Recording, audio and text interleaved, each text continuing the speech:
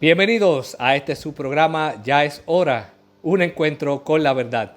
Les habla Adrián Castro desde la Isla del Encanto y hoy tenemos un programa muy especial en el cual estaremos hablando sobre la fe y la razón. ¿Se contradicen? ¿Están peleadas?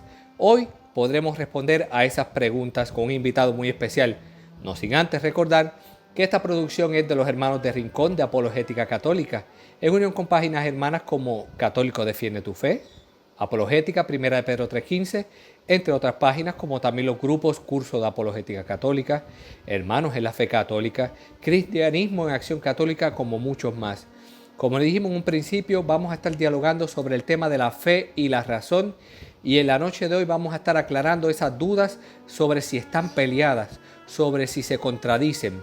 Y es por eso que traemos un invitado muy especial, el cual procedemos a presentar. Nuestro invitado de esta noche es el hermano Dante Urbina. Dante Urbina es docente universitario seleccionado luego de competitivo concurso internacional entre los mejores investigadores del mundo para participar en la reunión de premios Nobel de Economía en Alemania. Es el autor del libro ¿Dios existe?, el libro que todo creyente deberá y todo ateo temerá leer, y fue presentado en la Facultad de Teología Pontificia y Civil de Lima.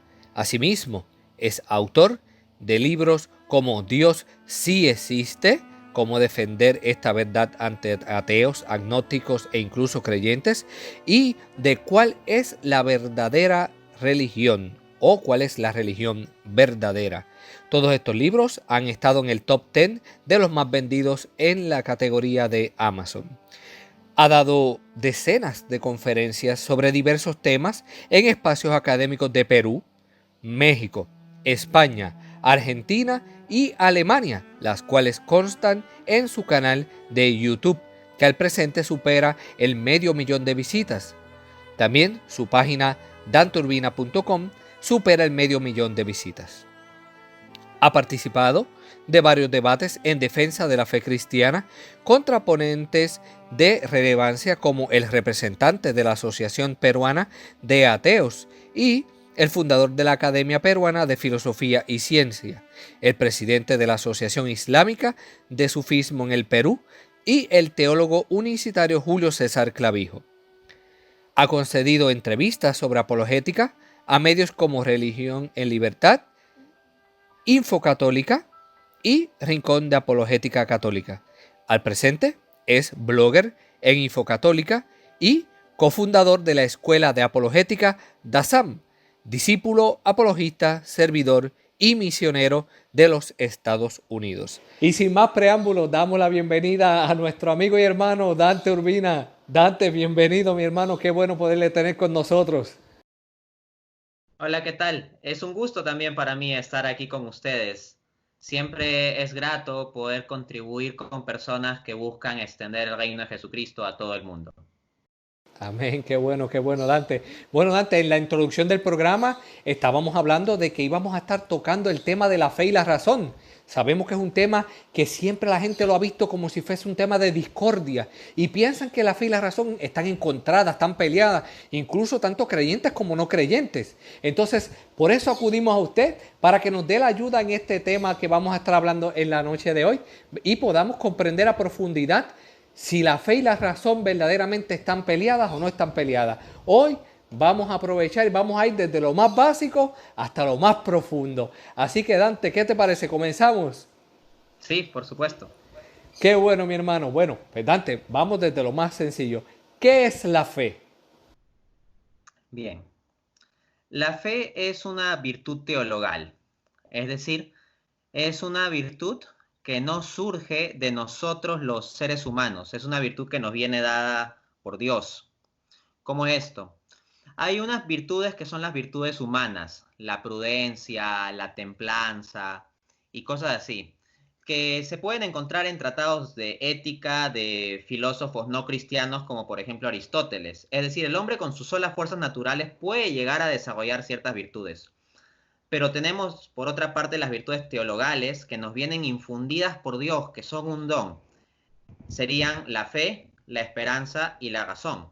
En el caso de la fe, que es la que nos abre a las otras dos, pues nos encontramos una buena definición en Hebreos 11.1, donde el apóstol Pablo nos dice lo siguiente, que la fe es la certeza de lo que se espera, ¿no? Es la seguridad de lo que no se ve. Entonces, la fe no es que nos haga pensar en cosas falsas o inexistentes, sino que el papel de la fe es agudizar nuestra visión, porque nuestra visión natural está restringida a las cosas que podemos ver y tocar. Y pensamos fundamentalmente en términos de las cosas que podemos ver y tocar. Pero la realidad en sí misma no se reduce a eso, sino que es más amplia. Sin embargo, los seres humanos, como tenemos un intelecto limitado, pues no podemos llegar a conocer tanto las cosas sobrenaturales. Con las mismas cosas naturales, nosotros tenemos dificultad para conocer. Piénsese, por ejemplo, en la física cuántica, los misterios del origen del universo, ciertas cuestiones de química o de biología, o incluso las dificultades que uno tiene en el colegio con las matemáticas. Entonces, vemos que nosotros como seres humanos, respecto a las meras cosas naturales, ya tenemos limitaciones para conocerlas. ¿Cuánto más no tendremos limitación respecto a las cosas sobrenaturales? En consecuencia, Dios da un don especial para que nosotros podamos acceder al conocimiento personal, certero, seguro de las cosas sobrenaturales. Y ese don es lo que llamamos fe. Perfecto, Dante, muchas gracias por esa aportación. Entonces, pues ahora vamos al otro lado de la moneda, Dante. Entonces, ¿qué es la razón? La razón es una facultad del alma humana. Santo Tomás de Aquino distinguía tres niveles de alma, siguiendo el esquema aristotélico. Alma vegetativa, la propia de las plantas, que es un principio de vida básica. Alma sensitiva, la propia de los animales. Y luego estaría el alma racional, que es la de los seres humanos. Y en el caso de los seres humanos, el principio de vida nuestro no es un principio de vida meramente biológico. En el caso de nosotros, tiene algo, nuestro principio de vida, que es trascendente a la naturaleza. Aquí lo que debe entenderse es que la palabra alma viene del latín anima, que significa principio de vida. Entonces, desde esa perspectiva, se dice que los seres vivos tienen alma. Pero del que se afirma que tiene un alma espiritual, orientada a lo sobrenatural, orientada hacia lo trascendente, es del ser humano. En ese sentido se dice que el ser humano tiene espíritu o alma espiritual. Y esto lo es en función de las potencias propias del alma humana y que no están en los animales, intelecto y voluntad. Entonces, en el caso del intelecto, este opera en términos de la razón, o puede también llamarse razón. La razón, por lo tanto, sería la facultad del alma humana que le permite entender las cosas de la realidad a un nivel más allá de lo meramente sensitivo. ¿A qué me refiero con lo meramente sensitivo? Si, por ejemplo, yo meto mi dedo a un tomacorriente y me electrocuto y eso me duele en mi sensación, en mi cuerpo, yo entiendo que no debo hacerlo. Pero preguntas como, ¿cuál es la naturaleza de la electricidad? ¿Cómo funciona la electricidad? ¿Qué puedo yo fabricar con electricidad? ¿Cuál es la estructura matemática detrás de los movimientos de las estructuras eléctricas? Esas cuestiones ya no son meramente sensitivas, sino que van a un nivel de cierta abstracción. Eso es la razón, o sea, nuestra facultad de conocer las cosas a un nivel que no se queda meramente en lo sensitivo. Desde esa perspectiva, las personas que únicamente viven conforme a sus sentidos, conforme a su placer, terminan viviendo como animales, pues, porque lo que nos diferencia a los animales, lo que constituye nuestra dignidad, es nuestra capacidad de pensar más allá del mundo meramente sensitivo, del mundo meramente de lo que se puede ver y tocar. Wow. Entonces, Dante, una vez definido los dos lados de la moneda, porque prácticamente son dos lados de una misma moneda, que es la fe y la razón, entonces procedemos a la pregunta de los 64,000 chavitos. ¿Hay contradicción entre la fe y la razón? No hay contradicción alguna entre fe y razón. Juan Pablo II, en la encíclica Fides et Ratio, que del latín significaría fe y razón, precisamente enseñaba que no son contradictorias, sino más bien complementarias. De hecho, Juan Pablo II comparaba la fe y la razón como dos alas con las cuales el alma humana se alza en vuelo hacia el conocimiento de la verdad. Entonces, un ala no estorba a la otra, se ayudan, se complementan. Entendamos, la razón natural, para utilizar los términos tomistas, fundamentalmente está orientada a conocer las cosas naturales. Nosotros con nuestra razón, pues estamos principalmente enfocados a conocer cosas de la matemática, de la economía, de la geografía, de las finanzas, de la materia, etc. Pero como dije, hay ciertas cosas que en principio sobrepasan nuestras solas fuerzas naturales. O que incluso si pudiésemos llegar con nuestras fuerzas naturales sería un camino muy difícil. En consecuencia, se da la ayuda especial de la fe. La fe no viene, esto es clave, la fe no viene a negar la razón. La fe viene a iluminar la razón para que esté preparada y abierta a conocer cosas más grandes. El principio escolástico que se aplica aquí es que la gracia no niega la naturaleza, no destruye la naturaleza, sino que la perfecciona. En ese sentido, cuando viene la fe no te va a hacer menos inteligente. Lo que va a hacer es darle más apertura y perspectiva a tu inteligencia. De hecho, puede decirse que hace aumentar tu inteligencia porque te permite acceder a un nuevo rango de conocimiento. Entonces, la razón orientada fundamentalmente al conocimiento de las cosas naturales y la fe orientada fundamentalmente hacia el conocimiento de las cosas sobrenaturales, naturalmente se complementan, porque en el marco de la realidad que hay que conocer hay elementos naturales y elementos sobrenaturales. Por supuesto, las personas de filosofía naturalista que creen que el mundo es simplemente lo que está acá y que el mundo es simplemente materia y fin de la historia, pues consideran que la fe es algo absurdo o vacío.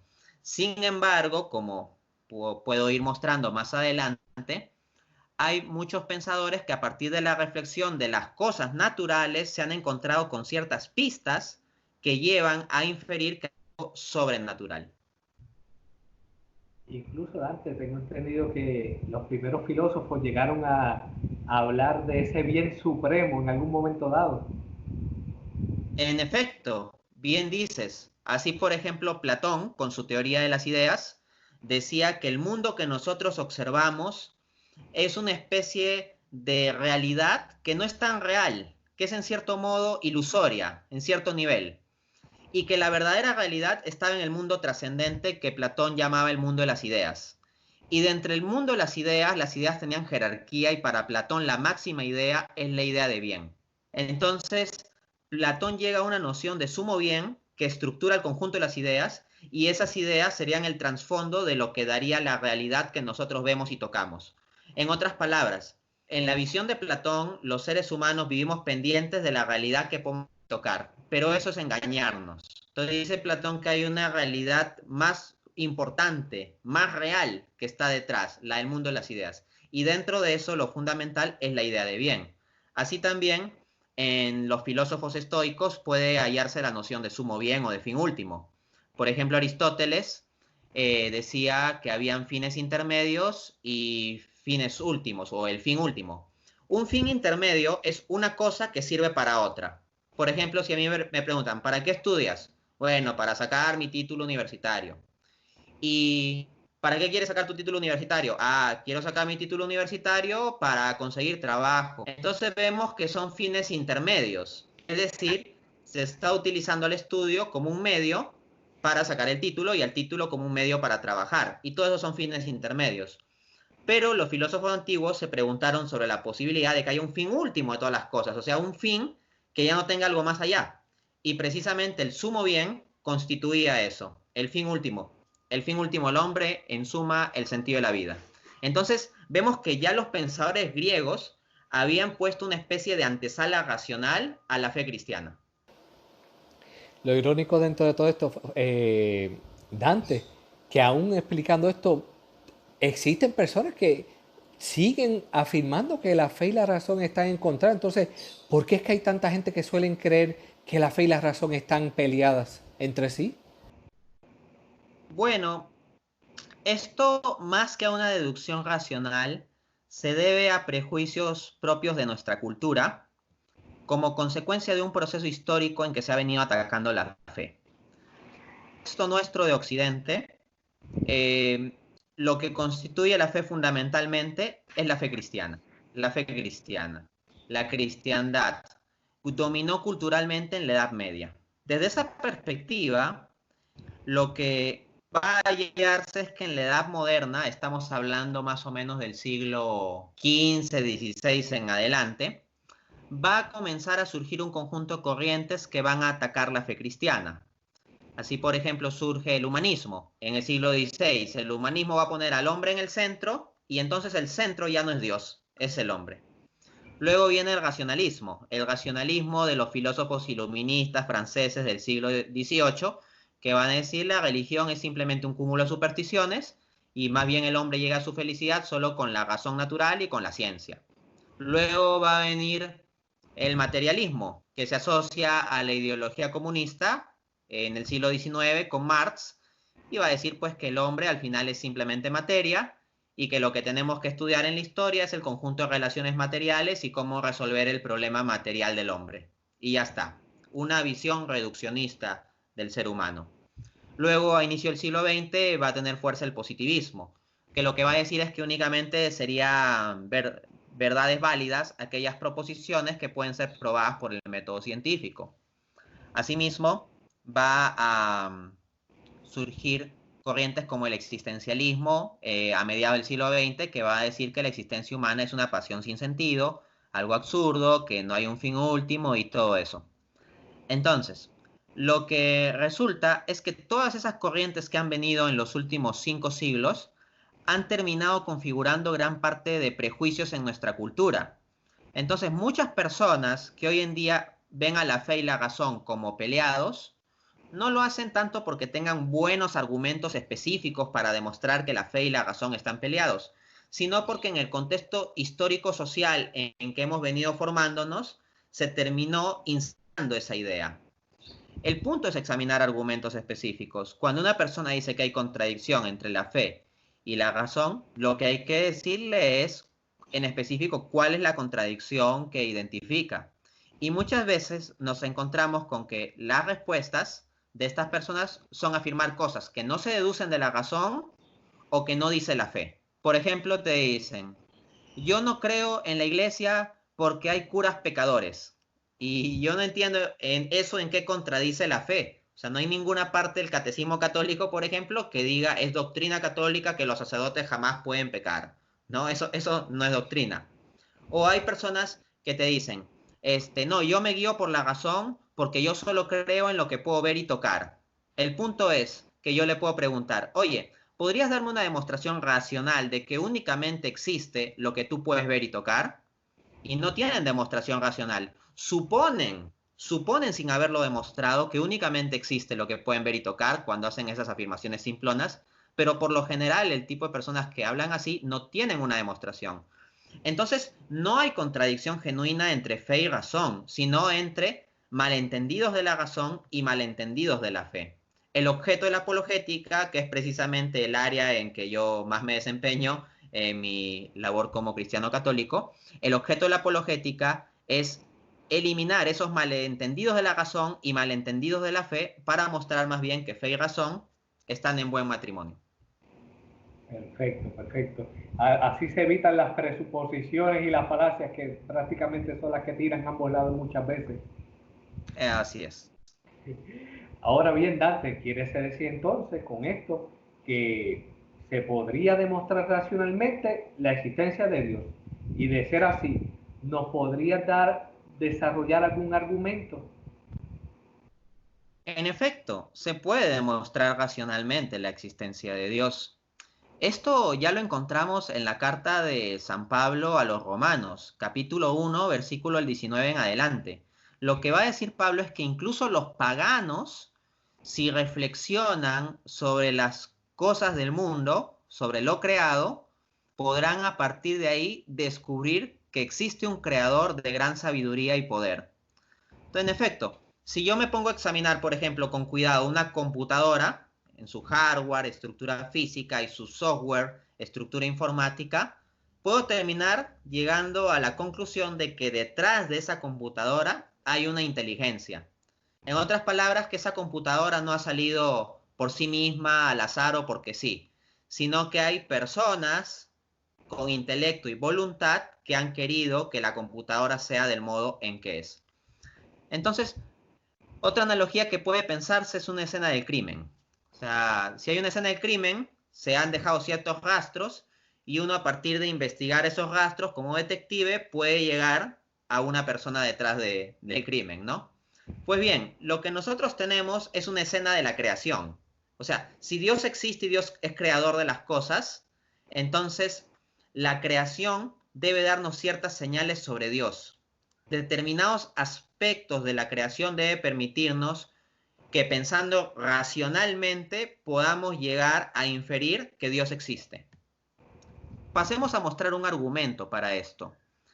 A ver, podría argumentar con el llamado argumento de la contingencia para demostrar la existencia de Dios. A ver, vamos a explicar los términos. Un ser contingente es un ser que depende de otro para existir. Por ejemplo, yo soy contingente. Si mis padres no se hubieran conocido, yo no existiría. Si dejase de haber disponibilidad de agua en todo sitio en que yo tuviese alcance, yo, como ser vivo Dante Urbina, dejaría de subsistir. Si no se hubiera cumplido ciertas condiciones cosmológicas que llevaron a la formación del planeta Tierra, yo no existiría. Entonces vemos que yo no existo por mí mismo. Si soy un ser que existe, pero depende de otros seres para existir. Ahora bien, la pregunta es, ¿esos otros seres existen por sí mismos o también dependen de otros para existir? Entonces yo decía que para que yo exista dependo de que mis padres se hayan conocido. ¿Pero mis padres son seres que existen por sí mismos? No, ellos también dependen de otros para existir, porque si los padres de mis padres no se hubieran conocido, ellos no existirían. Entonces son contingentes también. O yo hablaba sobre el agua, pero ¿el agua es algo que necesariamente existe? No, nuestros conocimientos de cosmología nos muestran que el agua, en tanto su estructura química H2O, es algo que viene en un momento de formación del universo por ciertas causalidades específicas. O sea, no es algo que existió eternamente y de forma necesaria por sí mismo, sino depende de previas. Entonces la cuestión es la siguiente. ¿Sería razonable pensar que todos los seres son contingentes? O sea, que absolutamente seres que existen dependen de otro para existir. Si nosotros pensásemos así, llegaríamos a un absurdo. ¿Por qué? Supongamos, el ser 1, por ejemplo yo, dependo de un ser 2 para existir. El ser 2 depende de un ser 3. El ser 3, para existir, si es contingente, dependerá de un ser 4. El ser 4 de un ser 5 y así sucesivamente. Si todos los seres son contingentes, entonces terminaríamos en un proceso infinito de dependencia, porque diríamos de -1, -2, -3, -4, -5 hacia menos infinito. Entonces, para que yo exista, tendría que haber terminado el proceso de transferencia del ser, de darse el ser unos a otros, de toda esa cadena infinita.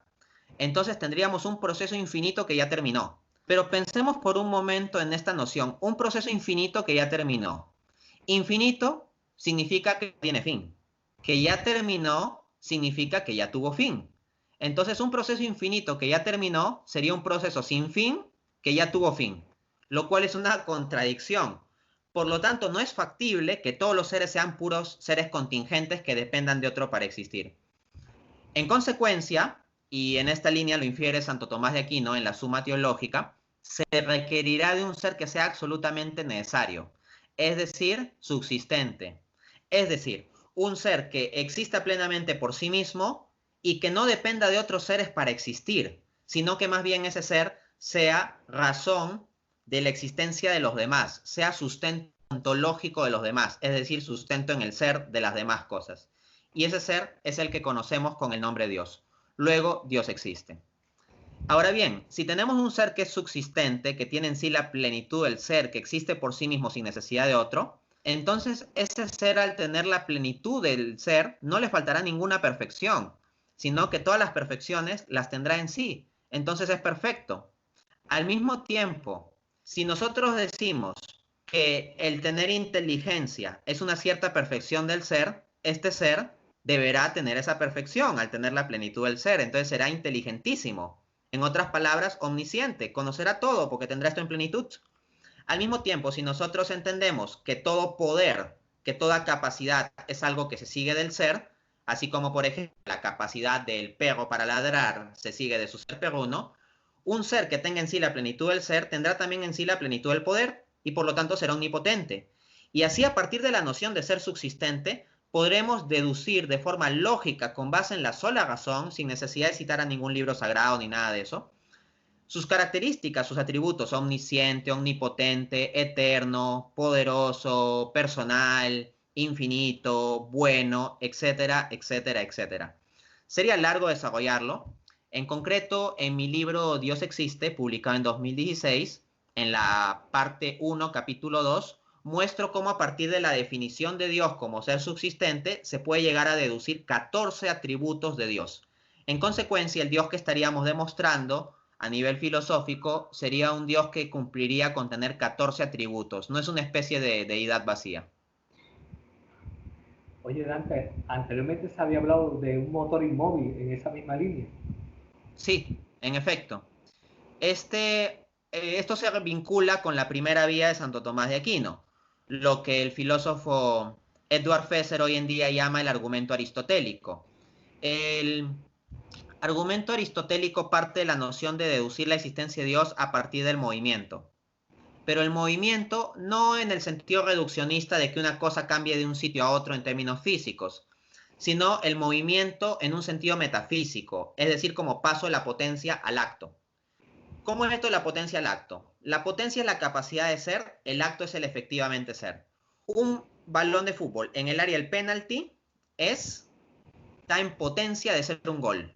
Cuando sobrepasa el arco, se convierte en gol en acto. Entonces, el movimiento es que pasa de la potencia al acto, de ser un posible gol a efectivamente ser un gol. Yo, por ejemplo, cuando estaba en mis estudios universitarios de economía, tenía la potencia de tener estudios de posgrado. No los tenía todavía porque yo recién estaba estudiando la carrera, pero podía tener estudios de posgrado en potencia. Luego de que yo pude viajar y hacer estudio de posgrado, ya tengo estudios de posgrado en acto. Entonces paso de la potencia al acto. Como ven, esto no se reduce a algo físico. Hasta en un proceso mental de aprender algo nuevo, vemos un paso de la potencia al acto. Entonces, lo que va a decir el argumento aristotélico o la primera vía tomista es que al final de cuentas, para explicar los pasos de la potencia al acto de los distintos seres, se requerirá de un ser que sea acto puro. O sea, que en sí mismo no requiera de otro ser que lo haga pasar de la potencia al acto, sino que este ser siempre sea acto pleno y más bien sea el sustento de los demás seres en sus pasos de la potencia al acto. Sería el ser que habría configurado las potencias de los demás seres. Este ser, como es acto puro, ya se dice que no se mueve. No se mueve en el sentido de que nunca pasa la potencia al acto, sino que ya siempre es acto. Entonces decimos que es inmóvil. Y al mismo tiempo, como mueve a los demás, como da su razón de paso de la potencia al acto a los demás seres, decimos que es motor. Entonces él mismo no se mueve porque nadie lo pasa de potencia, porque él ya es pleno acto. Y al mismo tiempo es motor porque mueve a los demás. Entonces tenemos adicionalmente que sería el primero de los seres, porque no tendría ningún ser anterior. Entonces sería el primer motor inmóvil. Y ese ser es Dios, un ser que existe en acto puro de amar, en acto puro de conocer, en acto puro de poder, en acto puro de pensar. Así, o sea, Dios no está en potencialidades, Dios es plenitud. Un ser que existe en acto puro y que en ese acto puro, por su libre voluntad, pues decide traer la creación. Es decir, del no ser, de la nada, traer un conjunto de seres limitados, a lo que llamamos creación. Y Dios les imprime una dinámica, unas características. Yo hablé de potencia y acto. ¿Qué es lo que hace Dios con el universo? Dios configura las potencias del universo. Dios configuró las condiciones iniciales, si se quiere hablar así, del Big Bang, para que eventualmente dé lugar a que se desarrolle cierto planeta con formas de vida inteligente que puedan estar haciendo un video sobre la existencia de Dios. Prácticamente tocándose el Big Bang era en lo que se fundamentaba Padre George Lemaitre, ¿verdad? En efecto, o sea, pensar que la fe y la razón están en contradicción es ignorar aspectos como estos, ¿no? Que el que es hoy en día el modelo cosmológico estándar para entender el inicio del universo, es decir, el modelo del Big Bang, fue planteado por un sacerdote católico y él no dejó de ser sacerdote católico por ello, es decir, su descubrimiento racional no le llevó a renegar de su fe. Exacto. Oye, Dante, entonces tengo que hacerte esta pregunta que suene tonto para alguna persona, pero entonces, ¿son efectivos estos argumentos para dialogar con ateos, agnósticos o cualquier tipo de libre pensador, como se llaman hoy día? En efecto, como bien mencionas, la pregunta hasta puede sonar tonta, pero lamentablemente como existen tantos prejuicios contra la fe o contra ciertos argumentos para la existencia de Dios, es necesario responder esto. Son argumentos efectivos y yo lo puedo decir del modo más contundente posible porque yo era ateo. Entonces, yo siendo ateo, comencé mi aproximación a la fe a partir de conocer los argumentos racionales para la existencia de Dios que presentaba Santo Tomás de Aquino, las llamadas 5 vías para demostrar la existencia de Dios. Y a partir de ahí vino un proceso de profundización intelectual, filosófico y todo eso que luego llevó también a un tema espiritual, existencial en mí, que me ha venido trayendo a la fe. Entonces, mi propia vida, yo veo que estos argumentos pueden ser efectivos si son presentados de forma razonable, bien estructurada, ordenada y todo ello, ¿no? Entonces sí, o sea, contra mí cuando yo era ateo los argumentos funcionaron. Asimismo, yo he tenido oportunidad de participar en debates, constan en mi canal de YouTube, contra ponentes ateos en universidades, debates formales. Y bueno, creo que en general me ha ido bien, de acuerdo a ciertos comentarios o reviews sobre estos debates. Asimismo, yo he publicado libros sobre la defensa racional de la existencia de Dios y hay personas que me escriben diciendo que esto les ha servido y algunos me dicen que no creían en Dios, pero a partir de familiarizarse con mi material, mis videos, artículos, libros, han llegado a abrirse a la idea de la existencia de Dios o directamente a creer. En consecuencia, estos argumentos pueden servir instrumentalmente como medio para que las personas puedan abrir su razón a creer en Dios. Y una vez se abre la razón de estas personas, Dios también ahí, que conduce todo el proceso, puede poner la semilla de la fe. Amén. Oye, comentaste del debate, de los debates que has tenido y sabemos que en tu canal de YouTube, si no me equivoco, el video que más vistas tiene es el del famoso debate que tuviste contra el representante de la Asociación Peruana de Ateos. Y me recuerdo que en ese debate hubo un punto dado en el que tú comentaste que la existencia de Dios está más allá de la ciencia. Entonces, si está más allá de la ciencia, pregunto yo, ¿cómo puede decirse que se puede demostrar por medio de la razón? Bien, la forma en que puede decirse es porque la razón no se reduce a la ciencia. Es decir, la razón en términos generales y amplios está asociada a una rama de conocimiento que es la filosofía. Y si la razón se redujese a la ciencia, entonces la filosofía no sería más que estudiar física, química, biología y poco más que eso. Pero no, en la propia filosofía, ni siquiera tengo que apelar a la Biblia, basta ver, en la propia filosofía se discuten muchos temas que no se reducen a la mera cuestión física de cosas que estén al alcance de telescopios o microscopios. Pensemos, por ejemplo, en la ética, la discusión sobre lo que está bien y lo que está mal.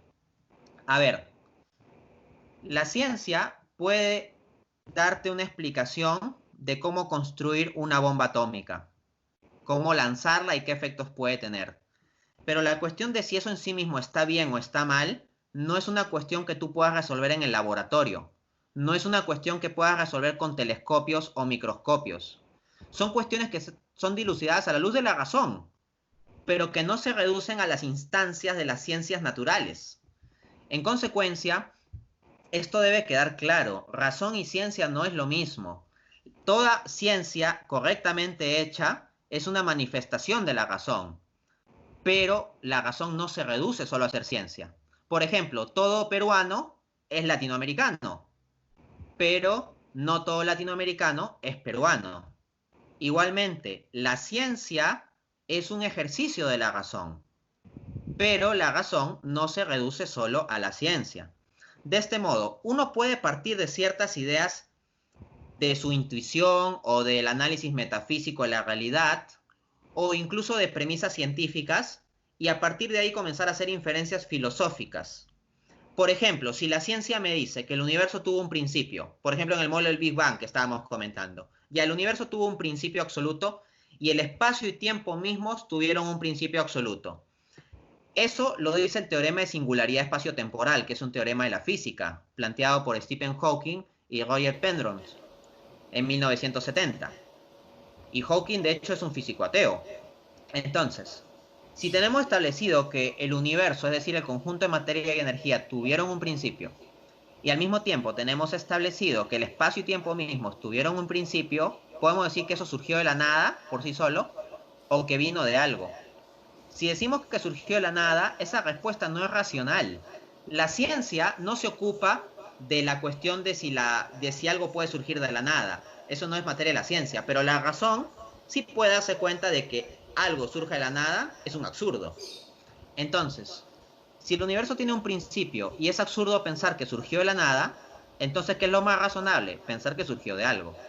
Pero si surgió de algo y el universo es todo lo material, toda la materia, espacio, tiempo, energía, ese algo de lo cual surgió el universo no puede ser material, porque ya toda la materia surgió a partir de un momento.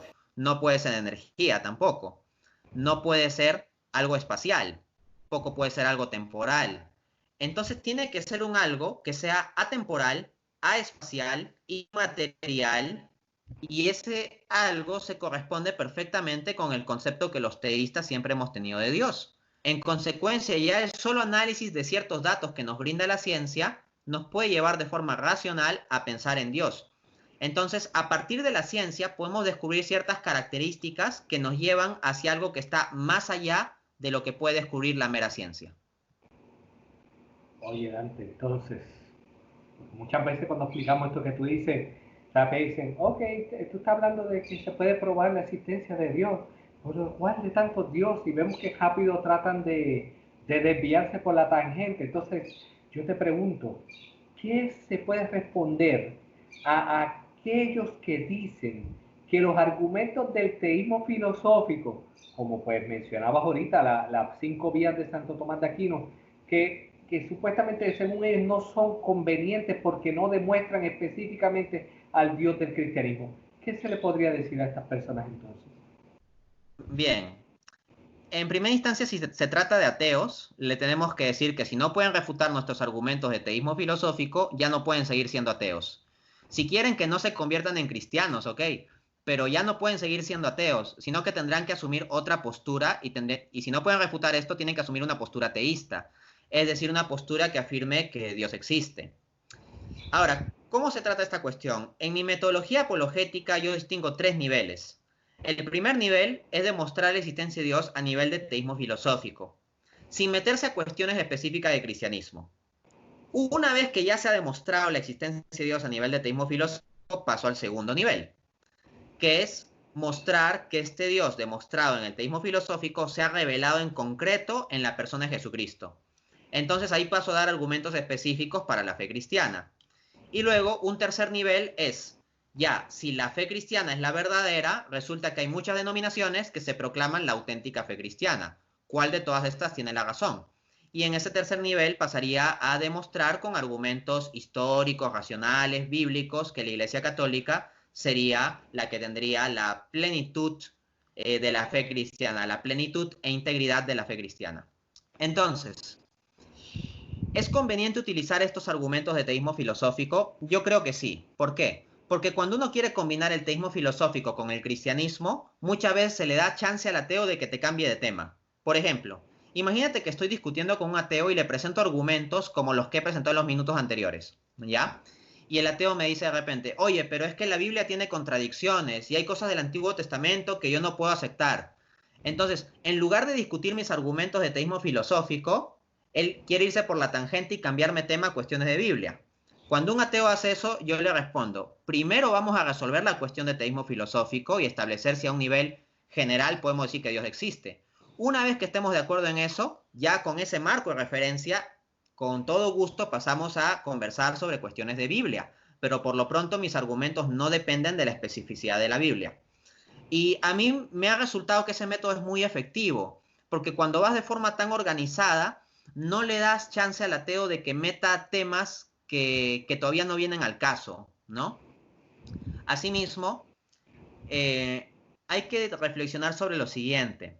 Los argumentos del teísmo filosófico, como por ejemplo las 5 vías tomistas, nos llevan a un ser que es un primer motor inmóvil que está en acto puro, la primera vía, a una causa primera incausada de todas las demás cosas, la segunda vía, a un ser subsistente que no depende de otro para existir, que era el argumento que exponía, la tercera vía, un ser que es perfectísimo, que tiene la perfección total de intelecto, bondad, poder, etcétera, que es la cuarta vía, y un ser con inteligencia y voluntad que está como ordenador detrás de las cosas del universo. O sea, dado que el universo tiene un orden, este ser sería el intelecto detrás de eso. Entonces los argumentos del teísmo filosófico nos permitirían llegar a un ser que tiene intelecto, que tiene voluntad y que por lo tanto es un ser personal y que es una causa primera y que tiene plenitud del poder y del conocimiento. Todo eso son los atributos que los teístas cristianos siempre hemos dicho que tiene Dios. En consecuencia, estos argumentos de teísmo filosófico sí son útiles y no son contradictorios con la fe cristiana porque todos los atributos que puedes demostrar de Dios a partir de allí son atributos suficientemente específicos como para ya dar mucha credibilidad a la fe cristiana. Concepciones de teísmo en que Dios es una especie de energía vaga, impersonal, no funcionan, porque con los argumentos que estamos utilizando, Dios sería un ser personal con intelecto y voluntad. Al mismo tiempo, formas de teísmo raras en que Dios es parte del universo o cosas así, tampoco funcionan porque en los argumentos filosóficos que estoy mostrando, Dios es algo trascendente al universo. Entonces vemos que los argumentos filosóficos ya nos dan varias características que se atribuyen clásicamente al Dios cristiano. No obstante, hay que decir que también que esas características pueden ser compatibles bajo ciertas formulaciones con lo que dice la tradición judía, ¿no? Porque se puede hablar de una tradición judío-cristiana, y también en parte con lo que dice el Islam. Entonces, un cristiano tiene que estar preparado para presentar argumentos adicionales a favor de la fe cristiana. Pero como digo, para mí la idea es no combinar temas, sino ir paso por paso. Entonces, quiere decir, Dante, que existen argumentos para demostrar racionalmente la veracidad de la religión cristiana. Sí, en efecto, existen varios argumentos para demostrar que el cristianismo es la religión verdadera. De hecho, tengo un libro entero donde desarrollo esto, se titula ¿Cuál es la religión verdadera? ¿No? Demostración racional de en cuál Dios se ha revelado. Y precisamente eso es lo que desarrollo en favor de la religión cristiana. Y presento 4 argumentos. El argumento de la fiabilidad histórica del Nuevo Testamento, el argumento de la divinidad de Jesucristo, el argumento de la resurrección de Cristo, y el argumento de la milagrosa expansión inicial del cristianismo. Y esto se desarrolla a lo largo de varias páginas y respondo objeciones de todo tipo de escépticos, agnósticos, críticos del cristianismo y todo eso. Es decir, sé que hay objeciones a estos argumentos y se les da respuesta detallada. Entonces, sí, ciertamente existen argumentos racionales para la religión cristiana. Perfecto, Dante. Entonces, sabemos que, como comentaste ahorita, entre lo que es la resurrección de Cristo, creo que también está el famoso, ay, se me olvidó el nombre, el trilema de Lewis, ¿es que se llama? Que hay personas incluso que dicen que no es un trilema, que tiene el cuatrilema, hay una cuarta parte también señalan. Entonces, ya que estamos tocando todo esto, te pregunto, ¿qué nos puedes decir al respecto? Bien, precisamente el llamado trilema de Lewis es el argumento que yo llamo el argumento de la divinidad de Cristo. A ver, funciona así. Tenemos que Jesucristo afirmó ser Dios. Esa es una premisa del argumento. Ahora, probar la premisa de este argumento es amplio. Habría que hacer un análisis de los evangelios y de la fiabilidad histórica y todo eso. En concreto, yo tengo una conferencia entera sobre el tema. La encuentran en mi canal de YouTube con el título Jesucristo, loco, mentiroso o Dios. Y es un análisis del trilema Lewis. Entonces, ahí pueden ver el argumento desarrollado en detalle. Aquí me voy a limitar a presentarlo para después responder la cuestión. Y cualquier cosa, dejamos la descripción, el enlace de los videos para que ellos puedan entrar y profundizar en materia. Excelente, excelente para que puedan ampliar. Entonces, la premisa es que Jesucristo afirmó ser Dios. Dado esto, nosotros podemos ubicar en los evangelios varios elementos que apuntan a ello. Por ejemplo, en Juan 8:24, Jesucristo dice: si ustedes no creyereis que yo soy el que soy, en vuestros pecados moriréis. Pero resulta que yo soy el que soy es el nombre de Dios. O sea, en la cultura judía uno no podía decir eso a la ligera. Cuando uno decía eso, se tenía un contexto de Éxodo 3:14. En Éxodo 3:14, Moisés le pregunta al Señor: ¿cuál es tu nombre? ¿Qué diré a los israelitas? Y entonces el Señor le responde: yo soy el que soy, ese es mi nombre, eso dirás a los israelitas. Entonces, cuando Jesús se expresa en esos términos, es una afirmación muy fuerte y implica la proclama de divinidad de Cristo, la autopercepción que Cristo tenía sobre sí mismo. De hecho, uno de los cargos por los cuales se crucificó a Jesucristo es por el cargo de blasfemia. Y decía que Jesucristo se proclamaba hijo de Dios haciéndose él mismo igual a Dios. Entonces, ciertamente Jesucristo tuvo la afirmación de divinidad sobre sí mismo.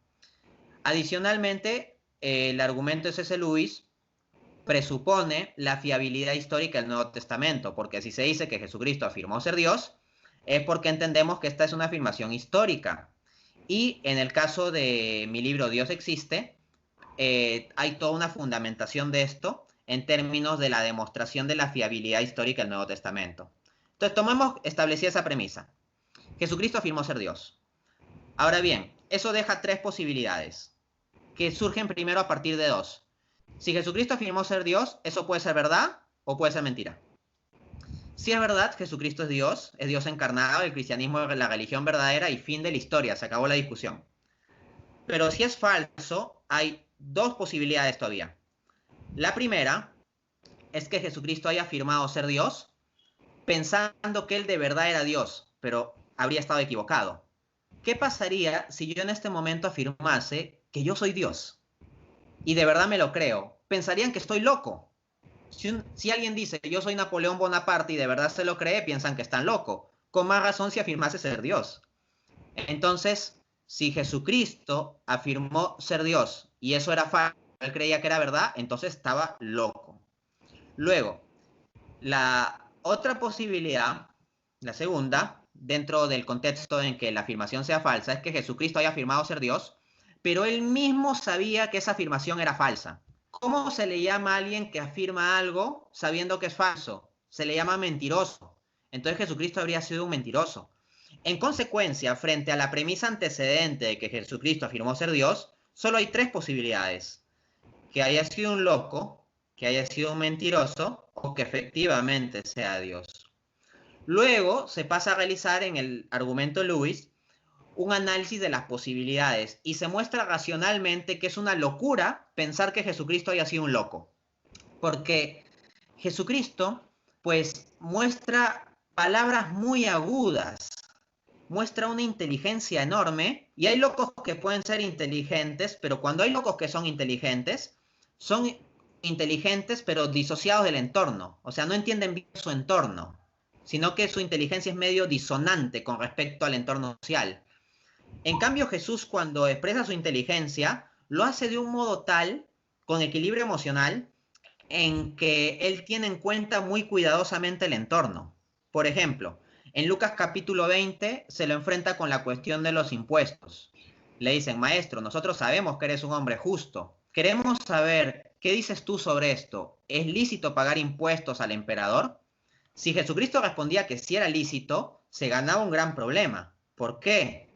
Porque los judíos, que estaban indignados contra el imperio romano que los tenía oprimidos, hubiera visto a Jesús como alguien que apoyaba el imperio romano, y probablemente hasta se hubieran ido violentamente contra Jesús al verlo como una especie de tipo que apoya el imperio, como eso, ¿no? Sería muy problemático para Jesús dar esa respuesta.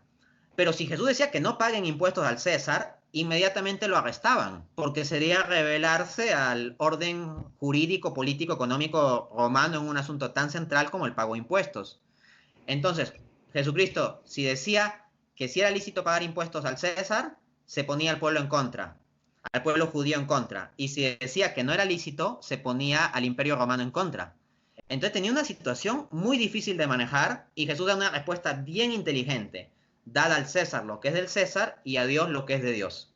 Y lo dejó impresionado a todos y no tuvieron que decirle y ni se lo pudieron ir encima, ni poner en contra, ni arrestarlo. Entonces vemos que la inteligencia de Jesús no es lo que uno esperaría de un loco, sino que tiene suma comprensión del contexto en el cual él está. Al mismo tiempo, el mensaje de Jesús es plenamente coherente, tiene toda una consistencia lógica. Entonces, pensar que eso lo haya hecho un loco es una locura.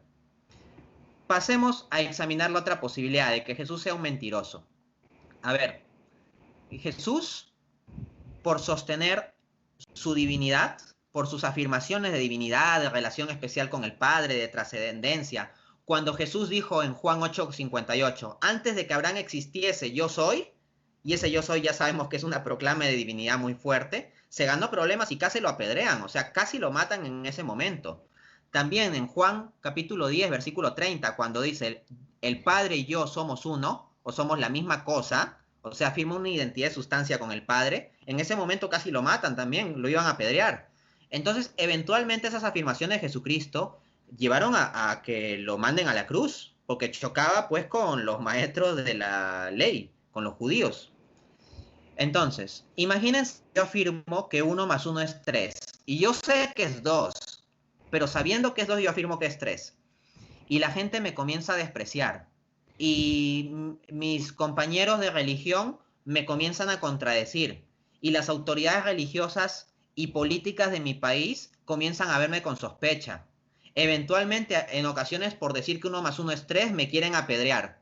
Si yo me dejase hacer todo eso y pasase tantas dificultades por sostener algo que yo sé que es mentira, ¿no se diría que yo soy un total tonto? Solo un tonto soportaría todo eso y hasta se dejaría matar por sostener algo que él sabe que es mentira.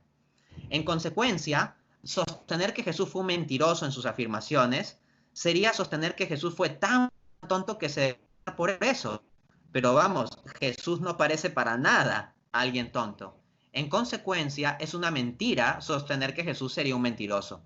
Por lo tanto, la postura más razonable es afirmar que Jesucristo efectivamente fue quien dijo ser, es decir, Dios encarnado. Ahora, la objeción que se pone al trilema en Lewis, en tanto presenta 3 posibilidades, es que podría haber una cuarta posibilidad. Por ejemplo, el pensador ateo Richard Dawkins dice, una cuarta posibilidad sería que Jesucristo haya sido alguien que esté sinceramente equivocado. O sea, estaba equivocado en proclamar que era Dios, pero estaba equivocado de forma sincera. Ahora, seamos razonables por un momento. Dawkins está diciendo una locura. Imagínense que yo, Dante Urbina, les digo que yo soy Dios. Y piensen que yo estoy equivocado, pero estoy sinceramente equivocado. O sea, sinceramente yo me creo que soy Dios. ¿Qué pensarían ustedes de mí si yo sinceramente me creo que soy Dios? Pensarían que estoy loco. Solo un loco podría pensar sinceramente que es Napoleón Bonaparte o Isabel I o que es Dios. En consecuencia, la cuarta opción que plantea este ateo Richard Dawkins no es una cuarta opción. Es simplemente la opción de que es loco. Nada más. Entonces ahí Dawkins comete una locura al plantear que hay una opción adicional respecto al trilema loco, mentiroso o Dios. Asimismo, el reputado filósofo cristiano William Lane Craig, en su libro Fe Razonable, curiosamente termina coincidiendo con Richard Dawkins respecto de que el trilema Lewis tendría una cuarta opción, al menos tal como está formulado. De acuerdo a la formulación que presenta Craig, o sea, las opciones del trilema serían loco, mentiroso o Dios, y como Jesucristo no sería ni mentiroso ni loco, por lo tanto debería ser Dios. Y el cristianismo es la religión verdadera. Pero entonces Craig objeta lo siguiente, dice, esto es lógicamente problemático porque una cuarta opción que podrían alegar los escépticos es que Jesucristo fue una leyenda, por ejemplo. O sea que en realidad no existió o que en caso haya existido, fueron los apóstoles los que metieron elementos legendarios en el relato del Evangelio. Entonces sería una cuarta opción. Sin embargo, no es una cuarta opción cuando el argumento se presenta correctamente. Me explico. Si el argumento es que llega uno y se presenta ante el escéptico y le dice, solo tienes 3 opciones, Jesucristo es loco, mentiroso o Dios, ahí yo estaría de acuerdo con la crítica de Craig, porque una cosa que podría decir el escéptico es en efecto que no, otra posibilidad es que haya sido una leyenda. Pero ese no es el argumento de Lewis. El argumento de C.S. Lewis, cuando uno va al libro Mero Cristianismo, porque uno tiene que ir a las fuentes originales, en el libro Mero Cristianismo, antes de presentar las tres opciones, Lewis va a establecer una premisa. La premisa es que Jesucristo afirmó ser Dios. Entonces, si tú dices que Jesucristo es una leyenda, eso no es plantear una opción más. Ahí estás cuestionando la premisa anterior. Estás cuestionando la premisa de que Jesús afirmó ser Dios. La puedes cuestionar en dos sentidos. Uno, diciendo que Jesús no existió y por tanto no pudo afirmar nada, que es simplemente un invento. O que la idea de que Jesús afirmó ser Dios es un invento. En otras palabras, que Jesucristo habría existido, pero que él nunca afirmó ser Dios y después eso se lo atribuyeron. Pero si se reflexiona bien, eso no es una cuarta opción. ¿Por qué? Porque las tres opciones que yo presenté son opciones que surgen a partir de primero establecer que Jesucristo afirmó ser Dios. Si el ateo quiere objetar que Jesucristo no existió o que en realidad no afirmó ser Dios porque es una leyenda que se atribuyó después, tal afirmación, él no está presentando una cuarta alternativa, sino que está contradiciendo la premisa antecedente para la formulación de las tres alternativas. Entonces el trilema de Lewis está bien formulado. Ahora, ciertamente un defensor del trilema de Lewis, para defender la premisa de que Jesucristo afirmó ser Dios, tendrá que defender que esta es una afirmación históricamente fiable. En otras palabras, que no es una leyenda. Pero bueno, en mi caso, tal como yo lo manejo en mi sistema apologético, esto se puede hacer. De hecho, en el debate que yo sostuve contra el presidente de la Asociación Islámica y Sufismo en el Perú, que lo encuentran en YouTube con el título Cristianismo versus Islam, ¿cuál es la religión verdadera? Yo primero presenté el argumento de la fiabilidad histórica del Nuevo Testamento y luego el trilema de Lewis para demostrar que Jesucristo es Dios. Entonces, si el Nuevo Testamento es históricamente fiable y Jesucristo es Dios, entonces el Islam ya no puede ser verdad y el cristianismo es verdad, ¿no? Entonces, si el ponente musulmán me hubiera replicado que el que Jesucristo haya afirmado ser Dios es simplemente una leyenda, él primero tendría que refutar toda mi defensa de que el Nuevo Testamento es históricamente fiable. Porque si es históricamente fiable, entonces las afirmaciones de Jesús allí sí son históricas. Y ese es el punto. Incluso un defensor del trilema de Lewis puede presentar por sí mismo el trilema de Lewis sin necesidad de presentar el argumento de la fiabilidad histórica del Nuevo Testamento. Y ya cuando el ateo le objete, ya ahí uno puede sacar todo su arsenal de conocimiento histórico y bíblico para defender la fiabilidad del Nuevo Testamento. En suma, pues, bien estructurado conforme a la formulación original de C.S. Lewis, el argumento del trilema sí es válido. Perfecto. Wow, Dante, esto ha sido una cátedra aquí, muchachos. Verdaderamente, si con todo esto las personas no quieren entender, pues es como dice el Señor, no hay peor ciego que el que no quiera ver. En efecto, o sea, hay personas que dicen que están cerrados a creer porque no encuentran razones para creer. Si nosotros les presentamos sólidamente las razones para creer y estas personas, sin presentarnos respuestas contundentes a las razones que le estamos presentando, aún así no creen, ya no es porque la razón sea el problema, no es porque le falten razones, sino porque a esas personas le falta la voluntad para creer. O sea, cuando uno presenta argumentos y el otro ya no quiere escuchar, ya no es un problema de la razón, es un problema de la voluntad. Y en ese caso, cuando ya el problema es el corazón de la persona, lo que hay que hacer es orar por esa gente, ¿no? Pero sí conviene argumentar con aquellas personas que estén abiertas a creer. Y hay personas que si uno con paciencia les comienza a explicar poco a poco, no es de un día para otro, pero poco a poco comienzan a abrirse y eventualmente llegan a creer. Podríamos resumir en esa frase, si no me equivoco, de San Agustín, que decía que para aquel que quiera creer tengo 1000 argumentos, pero para el que no quiera creer no tengo ninguno. Así es, exactamente, exactamente. Bueno, Dante, no queremos quitarte más tiempo, solamente nos gustaría si tienes algún mensaje final que quieras darle a las personas que estén viendo esta transmisión por la plataforma que sea. Bien, mi mensaje final es a reflexionar sobre el último, ¿no? Existen buenos argumentos para demostrar la existencia de Dios, para defender la fiabilidad histórica del Nuevo Testamento, para mostrar la divinidad y resurrección de Jesucristo. En suma, existen buenos argumentos racionales para defender nuestra fe. En consecuencia, si nosotros permitimos que varias personas se queden sin respuestas que varios de nuestros amigos y familiares terminen alejados de la fe sin nosotros haberles brindado la oportunidad de escuchar estas respuestas, estamos cometiendo un pecado de omisión. Así que todo cristiano tiene el deber de formarse, no a un nivel de experto, pero sí a un cierto nivel básico de saber dar razones de su fe, porque ese es un acto de caridad. Porque en la medida en que tú sabes dar razones de tu fe, podrás dar a las personas que no creen la oportunidad de despejar sus dudas para que puedan abrirse a creer. Y ya si no quieren creer, ya no será por un problema de su intelecto, sino de su voluntad. Pero al menos habríamos cumplido con el llamado de hacer lo que nos corresponde. Muchísimas gracias, Dante, y también muchas gracias a las personas que nos han estado siguiendo a través de esta transmisión. Damos gracias a Dios y les vamos a pedir a los hermanos que se mantengan en contacto para nuestros próximos programas. Y nada, Dante, te damos las gracias nuevamente. A los hermanos, ¿cómo pueden hacer para contactarte, Dante, para poder sacar provecho de toda esta información que provees por las diversas redes? La forma más sencilla es, entran a Facebook y ponen en el buscador de Facebook Dante A. Urbina. Dante A. Urbina. Entonces, en las opciones que les botará Facebook, la primera que debería salirles es mi página oficial, mi fanpage. No hablo de mi cuenta personal, que en mi cuenta personal de Facebook yo no publico nada interesante, o sea, ahí la tengo como abandonada. Sino mi página oficial, donde entran, le dan like, y semana a semana yo publico videos de mis conferencias, debates, entrevistas, todo eso, publico artículos. Comparto en suma mi actividad intelectual, académica y todo ello. Entonces, las personas que quieran mantenerse informados de eso, que le den un like a mi página de Facebook, Dante A. Urbina. ¿Y el canal de YouTube, Dante?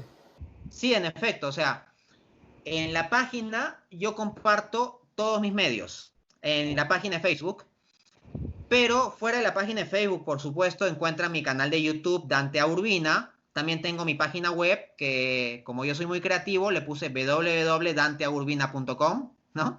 Entonces todo es muy fácil de encontrar en el internet con ese nombre. Perfecto, Dante. Muchísimas gracias nuevamente. Y nada, pues, sin nada más que decir, nos despedimos y será hasta la próxima en este su programa Ya es hora, un encuentro con la verdad. Recuerden suscribirse, como dice el hermano Dante, darle me gusta, dejar comentarios, compartir con todos sus contactos para que esto pueda llegar a la mayor cantidad de personas posible y que sea de bendición para todos. Dios los bendiga y muchas gracias. Será hasta la próxima.